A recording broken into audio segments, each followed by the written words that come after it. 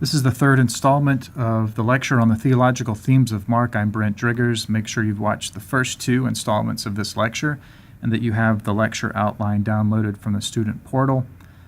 In the second part of this lecture, I talked about how in bringing the reign of God, Jesus brings shalom or wholeness to a broken creation. We're now going to talk about the darker side of that theme, which is that it's precisely in bringing the shalom of God's reign that Jesus elicits hostile responses from various kinds of characters. First, Jesus elicits hostile responses from the various kinds of demonic or satanic forces that seek to possess God's creation for their own. This is the larger apocalyptic storyline, that of God versus Satan. I spoke in the last installment of this lecture about how one of the ways that Jesus brings shalom is by casting demons out of people, or unclean spirits as they're sometimes called. That's a little window into this larger apocalyptic storyline, that it's not so much a battle between God and humans from Mark's perspective, or certainly not between Jesus as humans, as much as it's a battle between Jesus and Satan. And Satan and Satan's minions have taken up residence within creation and seek to possess it for themselves. So Jesus is not just bringing shalom to a particular people. Mark seems to envision a larger cosmic apocalyptic plot of God reclaiming creation from Satan. You'll remember that it's after his baptism. Beautiful painting here, beautiful and also eerie painting. After his baptism, Jesus is immediately confronted by Satan. You may have noticed that the Markan version of the scene lacks the conversation between Satan and Jesus. It lacks the specific temptations. It's more like a vague 40-day testing. Jesus is confronted. Who will be the stronger between these two? And the fact that Jesus emerges from the wilderness after 40 days, proclaiming the arrival of God's kingdom, suggests that Jesus has in fact proved to be the stronger of the two. Keep in mind also that Jesus' first fully public act is an exorcism. So the first thing he says, the kingdom of God has arrived. The first thing he does is he casts out a demon. Sandwiched on the other side of that kingdom proclamation is a testing by Satan in the wilderness. So these are all indications that the God versus Satan, Messiah versus Satan subplot is vital to our understanding the Gospel of Mark. You may have noticed in reading Mark 2 that it's really only the demons or the unclean spirits that really truly recognize Jesus as God's Son. They declare, "We know who you are. You're the Son of God," and Jesus silences them. Now, why he silences them is a kind of mysterious conundrum, probably not as vital to our understanding Mark as people have made it out to be. Setting it aside for a moment, though, I think the more important thing to notice is that demons recognize Jesus more clearly than humans do. It's as if, to get straight to the point, that Jesus is operating kind of on two planes at once. So Mark's story is not just about Jesus walking and healing among humans and healing humans, but battling the minions of Satan who have taken up residence within humanity and seek to possess humanity. So in other words, you might say all the pockets of brokenness that Jesus seeks to heal and to which he seeks to bring shalom or wholeness.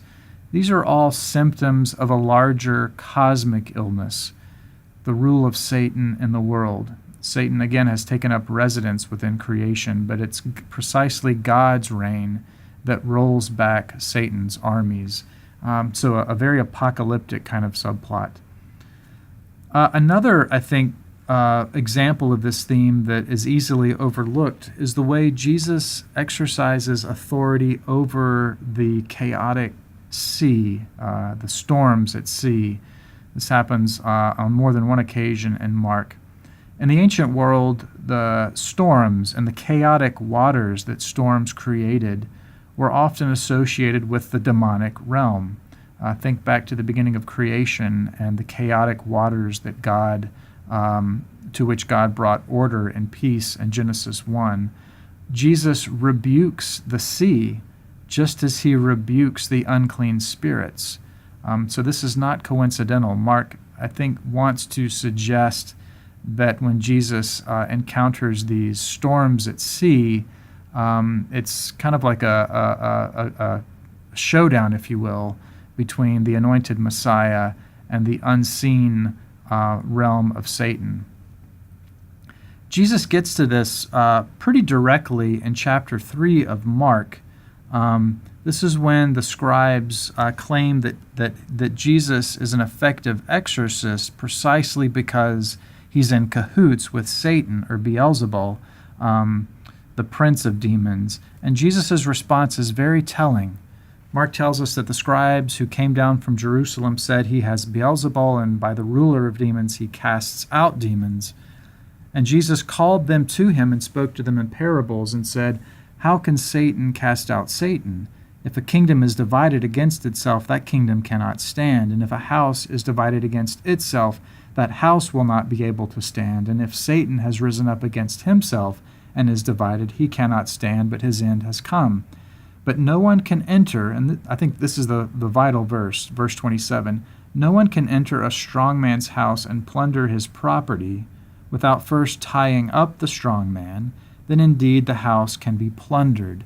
Suggesting, in other words, that Jesus is entering into not so much the house of Satan as much as it's the house that Satan has attempted to steal from the Creator, has in his ministry been tying up Satan and his minions and his plundering the property, or a better way of putting it in the larger scheme of things would be taking back, reclaiming for God what truly belongs to God, which is humanity. So when it comes to Jesus eliciting hostile responses, the first thing we want to note, in Mark at least, is how he elicits hostile responses from Satan and his minions. But we see this playing out on the human plane, obviously. Jesus also elicits responses, hostile responses, from various kinds of human opponents. In the first place, moving sequentially through the narrative, from the Pharisees and the scribes in Galilee, principally over the issue of Jesus' authority in interpreting the Torah, or the law of Israel.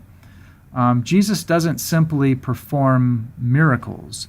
His loving compassion for the broken absolutely governs his action, even when it bumps up against certain conventional interpretive traditions. For instance, the tradition about Sabbath work, traditions about Pharisaic ritual purity, traditions about table fellowship, and who good upstanding Jews should and should not be sharing meals with. Jesus' loving compassion typically breaks down those barriers, and he claims, sometimes explicitly, sometimes implicitly, to have the authority to break down those boundaries. We might say that for Jesus, the kingdom of God is found in the extension of compassion and inclusion to those who are marginalized and oppressed, not in the erection of barriers to keep people apart. So, Jesus elicits hostile responses from Pharisees and scribes in Galilee, typically over the issue of how one interprets Torah. We'll talk a little bit later this semester about how when Jesus' opponents interpret Torah, it's typically very well intended, but Jesus refuses to read Torah through anything other than the lens of compassion and the shalom of God's kingdom. Now, moving through the narrative, when Jesus gets into Jerusalem, he also elicits hostile responses, this time from the priestly elite in Jerusalem. Over the issue, again, it's the issue of Jesus' authority, but particularly in this case, it's over his implicit claims of messianic authority over the temple. So it's the same basic dynamic. Where do you claim to get this authority? But here the primary point of controversy is Jesus' symbolic, prophetic, public demonstration or protest in the temple, what is sometimes referred to as his cleansing of the temple. though that may or may not be an appropriate way to summarize the Markan version of the story. When Jesus performs these acts in the temple, when he halts the buying and selling in the outer courtyard and doesn't allow, somewhat of a hyperbole, an exaggeration, doesn't allow anyone to carry anything through the temple. If you've seen the size of the temple, historically, you'll know why that's somewhat of an exaggeration. But Mark wants us to envision, at least, that Jesus comes into town and immediately exercises a messianic, a royal authority over the temple. And of course, it were kings that initially built the Temple of Jerusalem. So there was a tradition that associated, not that the king was also a priest, but that the king and the temple establishment kind of went hand in hand. But as soon as he does this in Mark, you'll remember that he's confronted with the question from the priestly elite, by what authority are you doing these things? It was expected by some Second Temple Jews, but not by all, but by some, that the Messiah would claim royal authority over the temple. But the way Jesus claims this authority proves scandalizing. It seems to be a kind of critique of the priestly establishment. This house is meant to be a house of prayer, he says, quoting Isaiah. But you, quoting Jeremiah, now have made it a den of robbers. So whatever that means, it seems to be a critique of the people that govern the temple establishment, namely the priestly elite. Not the average, everyday pilgrim to Jerusalem, but the people the priestly elite that are in charge. Also relevant here is the parable that Jesus tells after his temple protest, which is the parable of the wicked tenants who in the parable lease out the master's land, but then kill his servants and then ultimately his son when he sends them to collect from the fruit of the land, suggesting, in other words, that Jesus is likening the priestly elite to tenants who are claiming for their own possession an institution that is supposed to belong to God and that is supposed to be an instrument of God's blessing for all peoples. Now, again, what exactly the historical Jesus may have said or done is another class altogether. But at least in Mark's version of this story, Jesus claims a messianic authority over the temple and thereby lodges a protest against the priestly establishment, the people that run the temple, over the way they're running the temple in a more kind of exclusive and perhaps also self-serving way. So we've got Pharisees and scribes opposing Jesus in Galilee, the priestly elite opposing Jesus in Jerusalem, and then to some extent throughout the narrative, Jesus' own disciples opposing him. You'll note that I put the word hostile in quotes because it's nothing really akin to the scribes and Pharisees on the one hand or the priestly elite on the other. But there is a sense in which Mark, above all Gospels, we see a kind of constant antagonism, a growing rift, if you will, between Jesus and his own followers. Initially, the issue is one of misunderstanding. The disciples misunderstand Jesus' identity in relation to his miracles.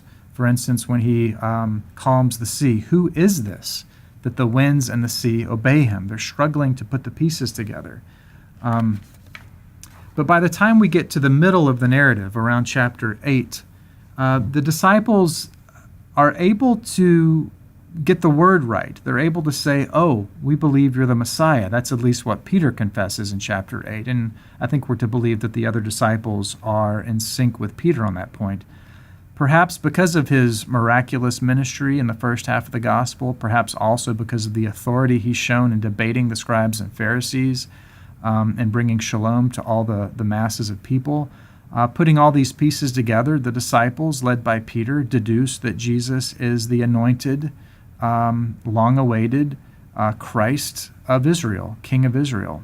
But having drawn that conclusion, after all the misunderstanding about Jesus' identity appears to be resolved, then they're not prepared to discover that the Messiah will give himself to the point of death, that he will actually be killed brutally by his enemies. And there's a lot at stake here because Jesus repeatedly tries to teach the disciples that following him means giving themselves in the same way. This doesn't sync perfectly with what conventional messianic expectations were. Much of the first half of the gospel, we might say, conforms to at least some kinds of messianic expectations. Certainly, Jesus marching into Jerusalem and claiming authority over the temple conforms to certain kinds of messianic expectations. But the Messiah, as the King of Israel, the deliverer of Israel, is not supposed to be executed by Israel's enemies. So that kind of prophecy, and certainly the way it plays out at the end of the story with Jesus actually being crucified, no wonder the disciples flee. It's such a scandalous kind of claim to say that the Messiah walks this kind of path, that the disciples, even by the end, are not in sync with Jesus and his mission. Now we're told Jesus himself promises that the disciples will, after the resurrection, they'll finally get it. They'll fall into line. They'll follow Jesus. They'll bring God's shalom. They'll proclaim the kingdom. And they will, in fact, lose their lives. They'll meet the same kind of hostile response that Jesus did. But within the narrative, there's always this kind of growing tension that becomes a rift by the end between Jesus and the disciples. And that's rather unique to the Gospel of Mark. So again, not hostile in the same way that Jesus's full-fledged opponents are, but still a kind of tragic subplot with respect to the Markan characterization of the disciples. Now, a really important point to all of this is that Mark, of course, and the Markan Jesus do not envision hostility indefinitely. Rather, what Jesus teaches, especially in chapter 13, is that the kingdom will reach its full consummation through God's own dramatic eschatological intervention at the eschaton. So again, this is chapter 13, which is one of the, in addition to the kingdom parables of chapter 4, it's perhaps the other very important and substantial teaching moment, the so-called eschatological discourse of chapter 13. In this discourse, which spans almost the entirety of chapter 13, the Markan Jesus predicts the destruction of the temple, which had probably just happened or was about to happen in Mark's own day. The Markan Jesus predicts an extended period of suffering for Jesus' own followers, that is, that will precede and follow the temple's destruction. The Markan Jesus also finally predicts his own return. The Son of Man will return in glory to gather his elect. Of course, the scholarly term for this is the parousia, the appearance of the Son of Man at the end of days. This is what the Markan Jesus says about that return. In those days, after that suffering, the sun will be darkened, the moon will not give its light, and the stars will be falling from heaven, and the powers in the heavens will be shaken. Then they will see the Son of Man coming in clouds with great power and glory. Then he will send out the angels and gather his elect from the four winds, from the ends of the earth to the ends of heaven. Now, nowhere in this discourse does Jesus refer to God's kingdom, so to speak. However, the basic point seems to be that the shalom of the kingdom is not something that gradually develops out of Jesus' ministry until humans, by their own works, if you will, achieve the kingdom, the full consummation of the kingdom. Rather, the people in power will continue to brutally resist God's shalom. Disciples will be sent out to extend Jesus' ministry, and they too will meet much success in spreading the gospel, but they will also meet the same opposition that Jesus faced. The parable of the sower, in other words, will continue to define the story of this ministry post-Easter. Remember the parable of the sower. Rejection of the seed, rejection of the seed, rejection of the seed, and then some that finds good earth. But then, in true apocalyptic fashion, in fact, prior to the parousia, there will even be an intensification of suffering for God's people.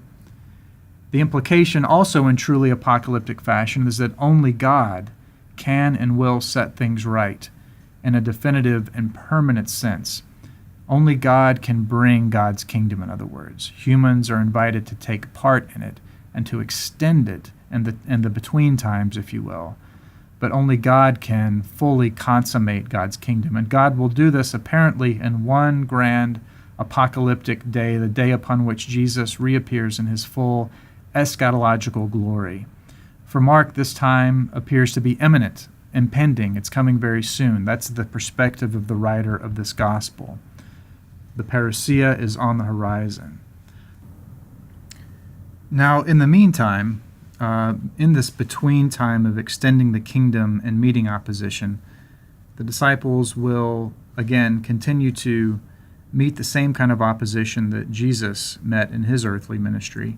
And this brings us to the cost of discipleship, which is the fourth and final theme, which we'll treat very shortly in a fourth installment of this lecture.